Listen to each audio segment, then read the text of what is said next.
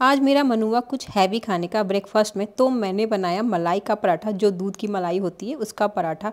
वैसे तो मैं बहुत ही हेल्थ कॉन्शियस हूँ, बट कभी कभी तो मेरा भी मन करता है। तो मैंने लिया दूध की मलाई, और ये बहुत ज़्यादा पुराना नहीं होना चाहिए। आपकी दूध का मलाई जो हो आप लोगे वो 2 से 3 दिन ही पुराना होना चाहिए, उससे पुराना नहीं होना चाहिए, वरना वो टेस्ट अच्छा नहीं आता है। बिल्कुल फ्रेश मलाई अगर आपके पास ज़्यादा है तो आप फ्रेश मलाई का यूज़ करोगे तो वो टेस्ट और अच्छा आता है।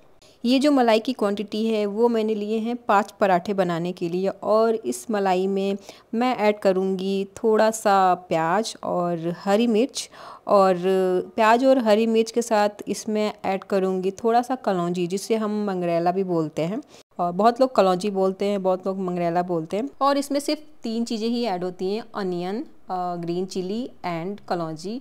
और सॉल्ट तो ऑब्वियसली आप ऐड करोगे अकॉर्डिंग टू योर टेस्ट। हाँ, सॉल्ट इसमें थोड़ा सा लो क्वांटिटी में ही डालना।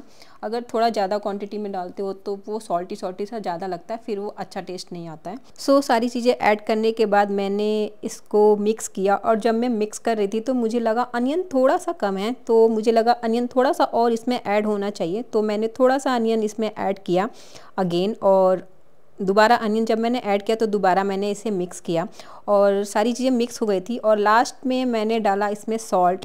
मैं सॉल्ट डालना भूल गई थी, तो लास्ट में मुझे याद आया कि मैंने इसमें सॉल्ट नहीं डाला है, तो मैंने सॉल्ट डाल के इसे फिर से मिक्स किया। और फाइनली मेरा ये जो बैटर था, बैटर बोलो मिक्सचर बोलो जो भी बोलो, ये रेडी था।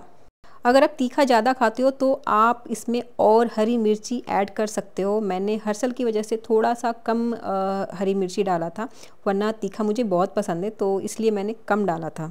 सो अब बारी थी रोटी बनाने की। तो एक रोटी मैंने ऑलरेडी बेल लिया था, और मुझे बेलना था दूसरा रोटी, क्योंकि पराठा बनाने के लिए इसमें 2 रोटियों की ज़रूरत पड़ती है। अब मैं बना रही थी दूसरी रोटी, और इसकी जो रोटी होती है ना, हम थोड़ी सी मोटी ही रखते हैं, और प्रॉपर जो रोटी होती है वैसा रोटी नहीं बनाते हैं। वैसे जो पराठे का बेस होता है ना, वो रोटी से थोड़ा मोटा ही होता है। सो मेरी ये भी रोटी तैयार हो गई है, और अब मैं डालूंगी वो मलाई का बैटर जो मैंने तैयार किया है।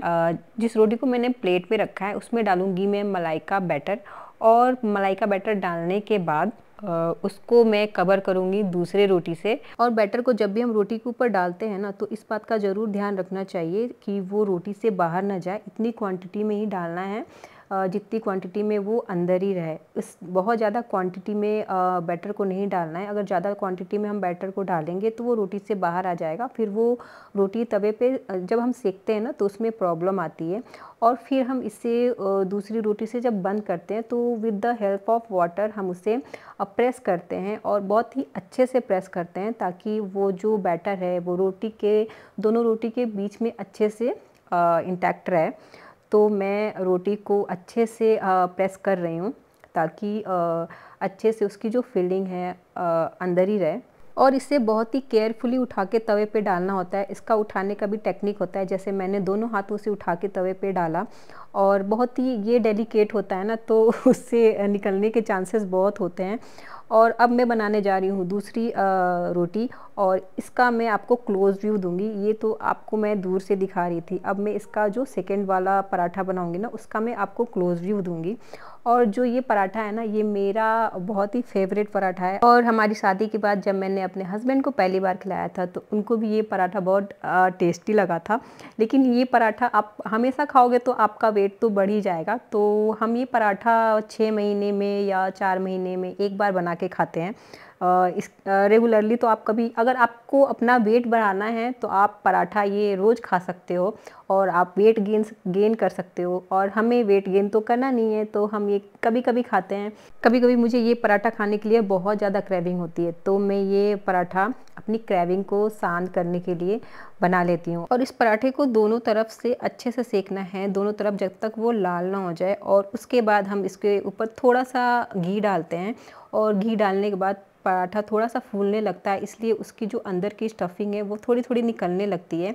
और इसलिए हम घी लगाने से पहले ही उसको अच्छे से लाल सेक लेते हैं, ताकि हमें घी लगाने के बाद बहुत देर तक तवे पे ना रखना पड़े। फिर भी कितना भी केयरफुली करो ना, जो स्टफिंग होती है गर्म होने के बाद थोड़ा सा निकलने लगता है, क्योंकि जब मलाई गर्म होता है तो लिक्विड फॉर्म में और हो जाता है। तो इसलिए स्टफिंग निकलने के चांसेस होते हैं। कभी अगर आप थोड़ा सा कम क्वांटिटी में मलाई डालोगे तो निकलने के कम चांसेस होते हैं, लेकिन थोड़ा सा अगर ज़्यादा आप डाल दोगे ना तो निकलने के चांसेस ज़्यादा होते हैं। लेकिन अगर इसमें हम ज़्यादा मलाई डालते हैं ना तो खाने में बहुत टेस्टी लगता है, बहुत यमी लगता है। तो मैं थोड़ा कोशिश करती हूँ थोड़ा ज़्यादा डाल दूँ। और ऊपर जब तवे पे निकलता है तो हम तवे से निकाल के उसको रोटी के ऊपर डाल देते हैं, तो वो और टेस्टी लगता है खाने में। मेरा पहला पराठा तैयार हो चुका है और अब मैं बनाने जा रही हूँ दूसरा पराठा। दूसरा पराठा बनाने के लिए मैंने 2 रोटियाँ बेल ली हैं। अब मैं इस पे डालूँगी मलाई। और मलाई जैसा कि मैंने बताया था, आप क्वांटिटी को ध्यान में रखना, बहुत ज़्यादा कम भी नहीं डालना है, बहुत ज़्यादा क्वांटिटी में भी नहीं डालना है। और according to your roti size आप it depends on your roti size कि कितना आपको डालना है। मैंने अपने हिसाब से उस पे मलाई डाल दिया है और with the help of water मैं इसे अब प्रेस कर रही हूँ। और रोटी प्रेस करते वक्त हमेशा ये ध्यान रखना कि रोटी कहीं से भी ओपन ना हो। अगर रोटी कहीं से भी ओपन हुआ, जब भी आप उसको तवे पे डालोगे तो वो तवे से जो लिक्विड है रोटी के अंदर वो गर्म होके निकल जाएगा। मेक श्योर कि रोटी कहीं से ओपन ना हो और उसे बहुत ही डेलिकेटली आपको तवे पे डालना है। कहीं से अगर नेल्स भी उस पे चला गया तो वो रोटी में जब होल हो जाएगा तो वो निकलने लगता है, रोटी जब कच्ची है तब। और इसके बाद आप तवे पे डालो और तवे पे जब एक तरफ रोटी अच्छे से लाल हो जाए तो उससे पलट के दूसरी साइड कर दो। मैंने रोटी ऑलरेडी पका लिया है एक तरफ से और दूसरी तरफ से भी मुझे ऐसे ही पकाना है, ताकि जब भी मैं घी डालूँ तो बहुत देर तक मुझे तवे पे न रखना पड़े। और अब आप इस पे अगर चाकू से भी थोड़ा सा होल करोगे ना, तब ये रोटी फटेगी नहीं, बस उसमें का जो गैस है वो ऊपर से निकल जाएगा, ताकि साइड से रोटी नहीं निकले, वो जो मलाई है वो ना निकले। अब मैंने एक तरफ घी लगा के रोटी को पलट दिया ताकि वो उस साइड से अच्छे से सीख जाए।